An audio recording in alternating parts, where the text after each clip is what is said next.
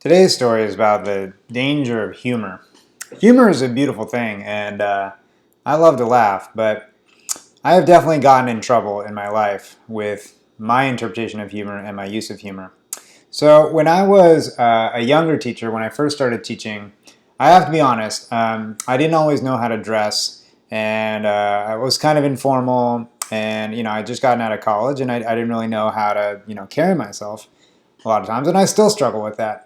And my vice principal at the time, when I was teaching in Piedmont, really didn't like how I used humor. So oftentimes I would sit in the back of the meetings and I would joke around with other teachers in the meetings and I was making them laugh, but what I didn't realize is it was really annoying the people who were running the meetings.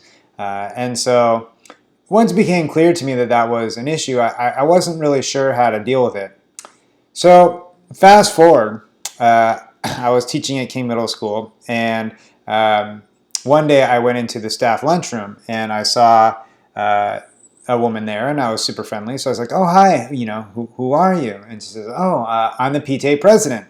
And I said, "Oh, yeah, I've known some PTA presidents, but I always forget their names." So I'll probably forget yours too because the PTA presidents come through so fast. It's sort of like principals, like because the principals come in and then they leave so fast.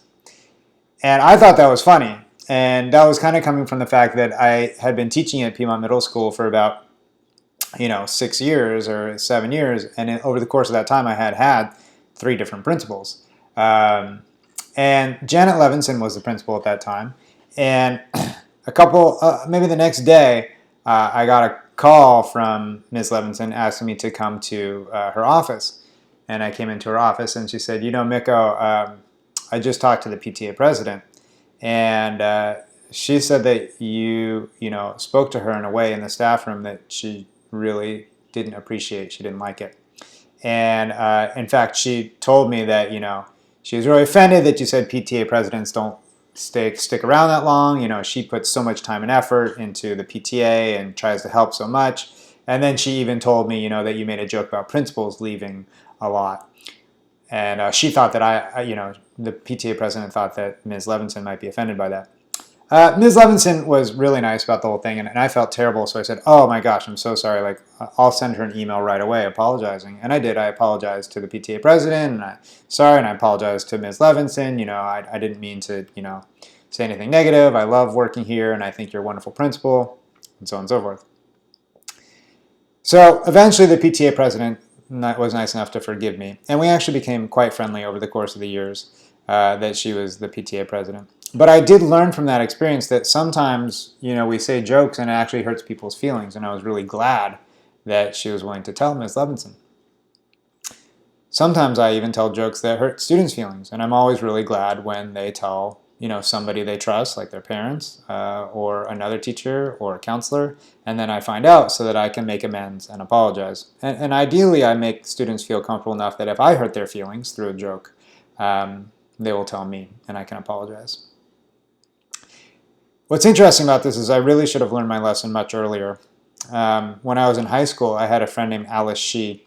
And I remember one time I was talking to her and I just delivered a really heartfelt compliment to her about how intelligent I thought she was and how nice.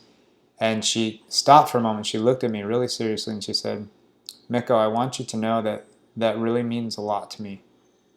And I was like, "Okay, why?" And she says, "Well, a lot of the times you joke around with me and I don't really know how you feel. And sometimes it hurts my feelings and I'm uncomfortable. So it just means a lot that you were able to tell me seriously, that compliment." And I should have learned at that moment that I needed to be careful with my humor. That sometimes when I think I'm being funny, I need to read, whether the other person thinks it's funny as well.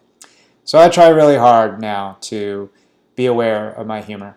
And I try to avoid negative humor as much as I possibly can.